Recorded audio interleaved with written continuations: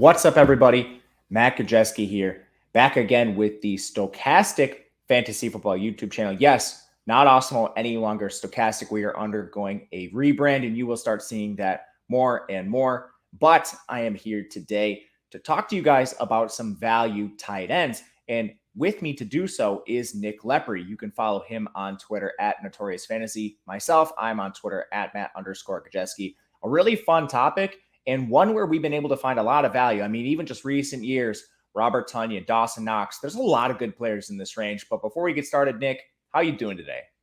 I'm doing great today. Happy Sunday to everyone watching this video today as it comes out. And I'm excited to talk about this topic because while I am someone in a lot of these best ball drafts that is very eager to draft a tight end early in redraft fantasy football, I'm someone who likes to wait really deep into drafts to draft my first tight end. And I think in today's video, we may find that sneaky tight end that could finish inside the top five. That is the goal, and we'll talk about a few guys here.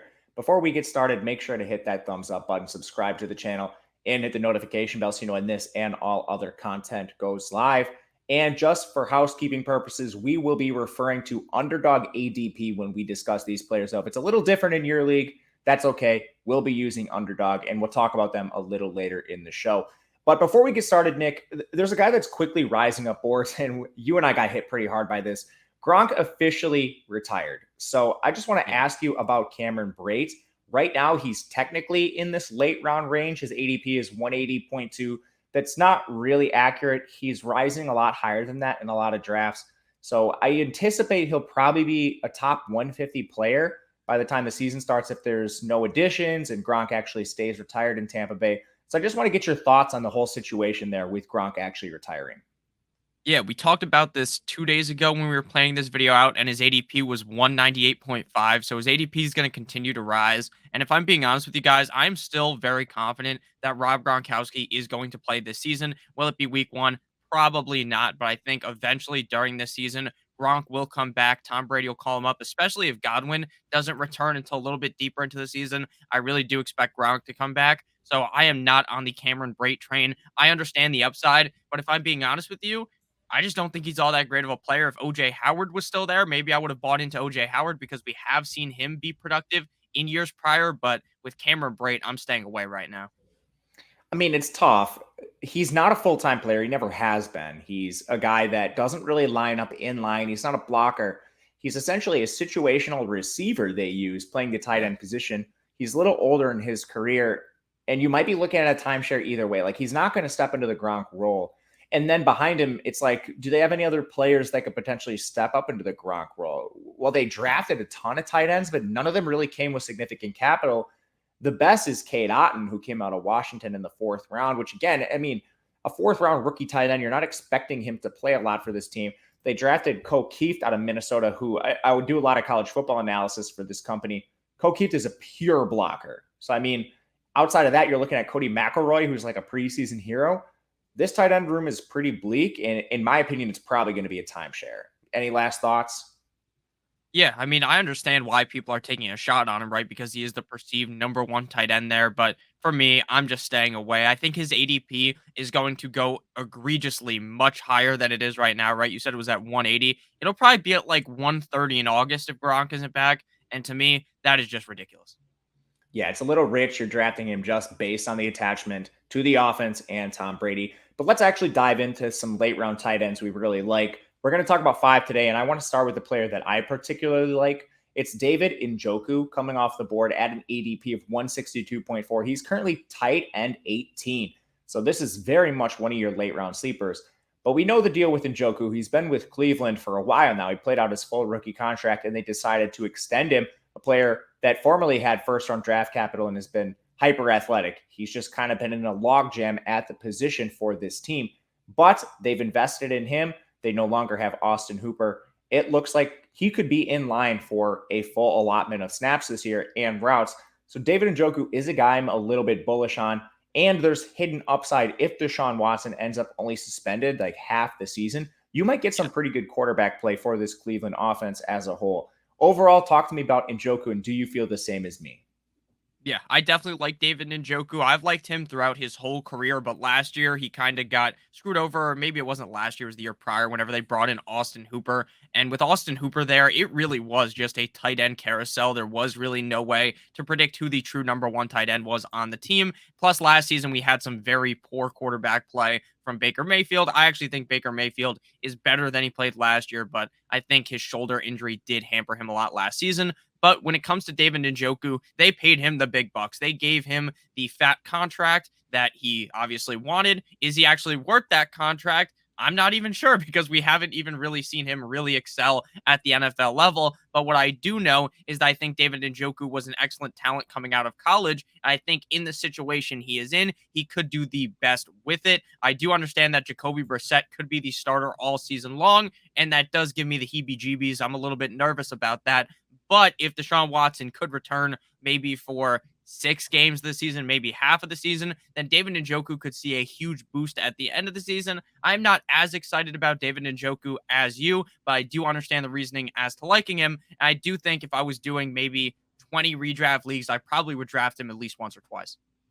Yeah, I mean, there's multiple paths to an improved season. One, he's just going to be playing more snaps, more routes. At the Yeah. very least, the quarterback play should be similar. I mean, the efficiency from an injured Baker Mayfield to a Jacoby Brissett, maybe it's a slight step down, but I don't think that much. And then you have the back door to Deshaun Watson, which would easily increase the efficiency of the offense overall. Harrison Bryant will be a factor, but this team runs 12 personnel at an incredibly high rate, so I'm not too worried there. But I like Njoku at 162.4. But a player you particularly like and have been beating the drum for all offseason is Hunter Henry. He comes off the board one slot ahead of David Njoku, tight end 17, pick 152.1. So he's still very much a late round guy. It seems like the field is getting a little wise to Hunter Henry, but talk to me about why he's a player that you're targeting this year. Yeah, Hunter Henry last season played in 17 games. He was a top 10 tight end in half PPR, and he was the number 12 tight end in half PPR points per game. He was not really all that dominant in terms of targets, receptions, all outside of the top 15. His receiving yards came outside the top 12, ranking 13th at tight end. But what was the reason why he was so successful last season was because of the total touchdowns. He scores 9 touchdowns last season, ranking second at tight end. Now I understand that there's going to be people that talk about, oh, he scores 9 touchdowns. If he scores like 7, he probably regresses. In my opinion, I think we do see Hunter Henry see a slight push up in terms of target share in the offense. He is the best red zone weapon on this team by far. Sure, I understand they add Devontae Parker, but at the end of the day, is Devontae Parker going to really take away from Hunter Henry's touchdown equity? In my opinion, no. I think they're going to kind of unleash Mac Jones. Now, I'm not saying they're going to just throw the ball at some crazy high clip and be the number one most pass heavy offense in the NFL. But would it surprise you if they jumped from one of the lower in terms of passing play percentage and moved up maybe closer to the middle with the second year of Mac Jones, maybe believing a little bit more in him? I would not be surprised at that. Jonnu Smith is a non-factor in this offense. So I love Hunter Henry. I don't know why they paid Jonnu Smith so much money to just not use him. Hunter Henry is the clear number one tight end there. And I think he's going to be scoring a bunch of touchdowns yet again. He is touchdown or bust, I understand. But when he does score that touchdown, he's very helpful for your team. Yeah, I mean, you're not paying a lot for him. So if Jonnu Smith returns, I don't know, he's never really played that well. But if he takes a step forward, we'll say. If Jonnu Smith takes a step forward, Hunter Henry's outside the top 150. And I mean, that's kind of the deal with all these guys. You can cut bait pretty easily. But with a guy like Hunter Henry, he clearly outplayed Jonnu Smith. So there's the upside for the every down role, which clearly has value in New England. So I'm with you there.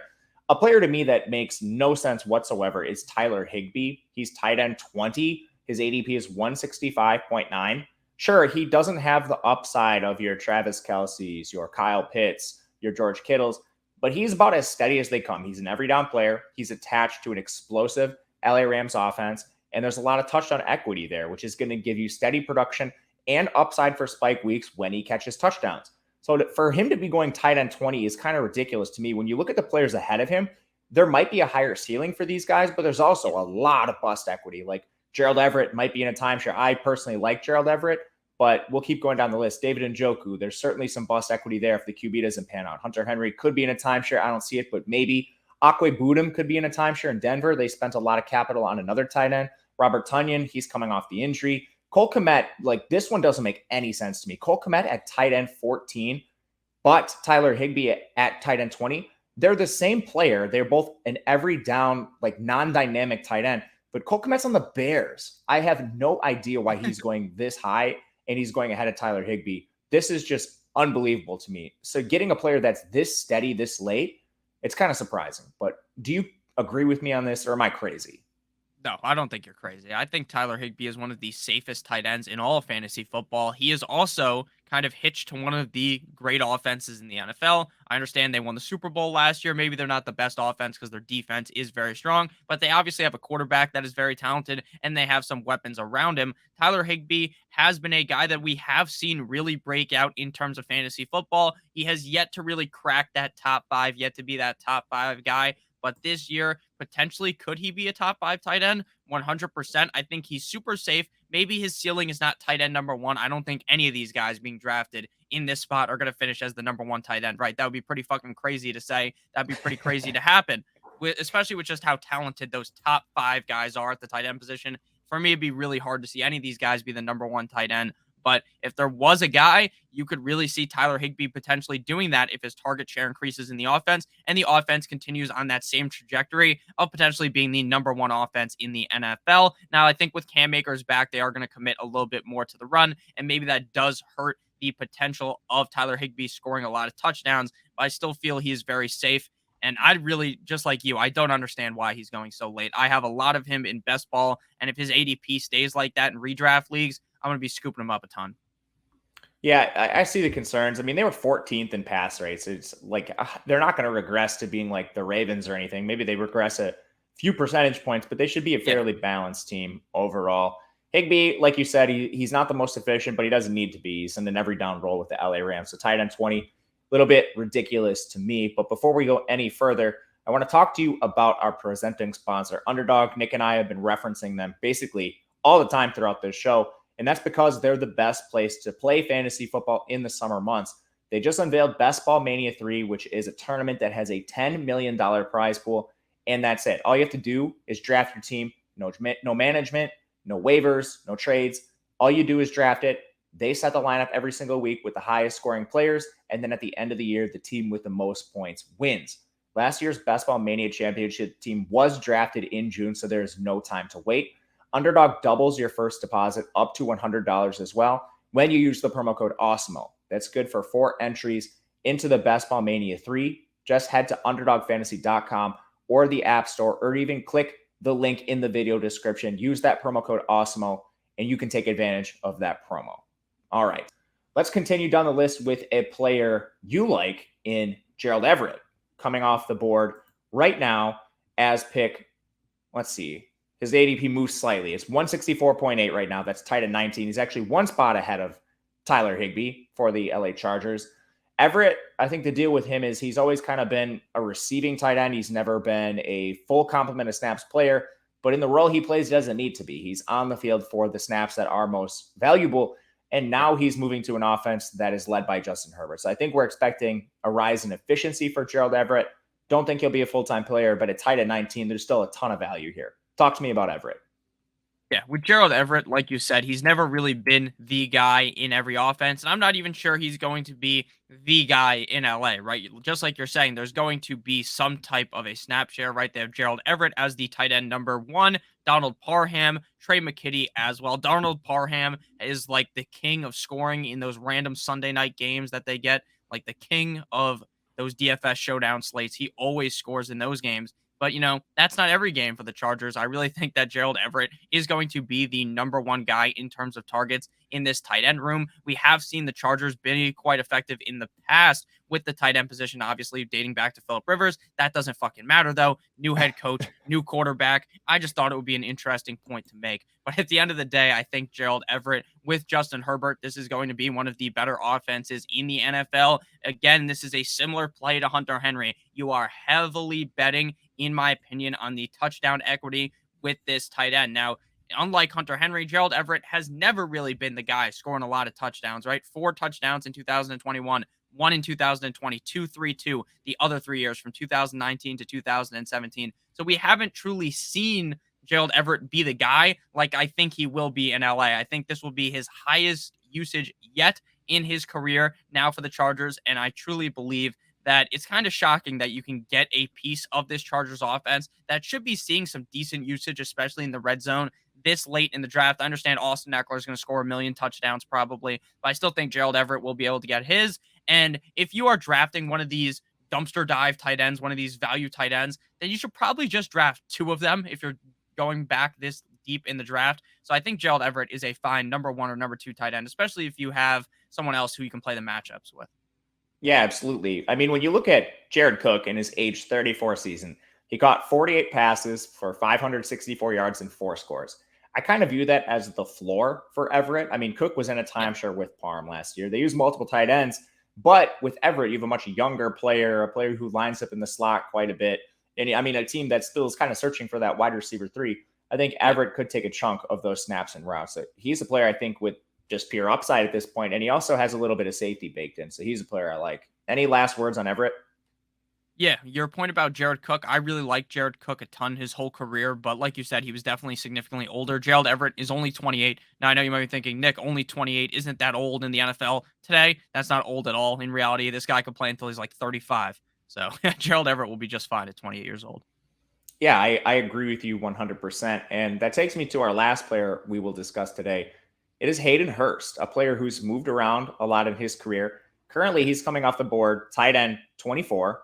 He's the Cincinnati Bengals tight end this year. He changed teams, ADP of 180.6. So why do we like Hayden Hurst? Well, first of all, he has first round draft capital, but he's kind of been in crowded tight end rooms his whole career. With Baltimore, he was always playing alongside Mark Andrews, arguably the best tight end in the NFL. Last year, he had to play alongside Kyle Pitts, another emerging talent who could one day maybe be the best tight end in football. So he really has just 1 year production where he was the lone featured guy in the offense. And even that season, he only drew 9 starts, but he still caught 56 balls for 571 yards. That's a solid floor for a tight end who is now moving to an explosive offense in Cincinnati with an elite quarterback, an emerging quarterback in Joe Burrow with no competition. I mean, behind him, we're talking about Drew Sample, who does have some draft capital, but he's never been able to get on the field, purely a bust at this point. I mean, this Cincinnati Bengals team was giving CJ Uzoma a full complement of snaps. And I do view Hayden Hurst as a better player, still just 28 years old, firmly in the prime of his career. He's going too low, in my opinion. What do you think of Hurst? Yeah, I like Hayden Hurst a ton. I liked him in Atlanta last year. Obviously, he was a clear fade as they draft Kyle Pitts inside the top 5. That was pretty obvious. Hayden Hurst was going to see a huge downturn in terms of targets and all that. But here in Cincinnati, we did see CJ Uzma have a bunch of amazing games, like week-winning games last year, where he is putting the team on his back. I understand they have Joe Mixon, they have Jamar Chase, they have T. Higgins, they have these other options to throw the football to. But at the end of the day, in the red zone, it seems like Joe Burrow does like to use the tight end in Hayden Hurst. Obviously, last year with CJ Uzma. I think Hayden Hurst will be productive in this offense. I understand why he's going a little bit deeper because we haven't really seen Hayden Hurst be the guy to really put it all together in one season, right? That 1 year, like you mentioned, in 2020, when he was the guy, he wasn't that fantastic for fantasy football. He was tight end 15 in terms of points per game. But here, where he's going is just outrageous for a guy that I could see finishing inside the top 12. So Hayden Hurst, I like him a decent amount. You'd mentioned the first round draft capital. I don't care too much about that, but that's obviously another reason to maybe like him if you were already nervous about him. First round draft capital, that just means like these players get more chances in their careers. So, I mean, he's not a guy that's really at risk of getting benched. But like people that are making the argument of competition on the team, like if someone says Jamar Chase, T. Higgins, Joe Mixon are on this team too, it's just like a nonsensical argument. It's going to create an explosive environment for the entire offense as a whole, which is good for the tight end. And last year, Uzoma, he caught 49 balls, 493 yards, 5 scores as a less dynamic player. So to me, that is the pure floor for Hayden Hurst as long as he doesn't get injured. And I'm not worried at all about people that tell me, oh, Jamar Chase is on this team. Like, great. I hope Jamar Chase doesn't get hurt and stays. It's going to create efficient, explosive plays for everyone in the offense. Any last words here on Hurst? Yeah, I completely agree with what you were saying. That's kind of my point as well, is that it doesn't matter if these guys have other players on the offense. That is a net positive for these guys getting to the red zone. One of my biggest worries with Hunter Henry could potentially be that this offense isn't that explosive. Their wide receivers are kind of shit, and maybe that does hurt their potential to even get into the red zone. But at the end of the day, I think that even though they have all these not so hot receivers, somehow they're just going to start scoring, right? Because they're the Patriots. So not too worried. But that is obviously a point you could make an argument against Hunter Henry. Definitely. And again, a lot of late round tight ends, guys, that we didn't even hit on. So if you're a fan of Noah Fant, Evan Ingram, Austin Hooper, Logan Thomas, whoever it may be, leave a comment. Let us know what you think about the tight ends we discussed today. But that'll do it for us. Also hit the thumbs up button on the way out. But he is Nick Lepri. You can follow him on Twitter at Notorious Fantasy. It is right there on the screen for you. I am Matt Gajewski on Twitter at Matt_Gajewski. Thank you guys for watching and stay tuned for all to come on the Stokastic Fantasy channel. We'll see you again next time.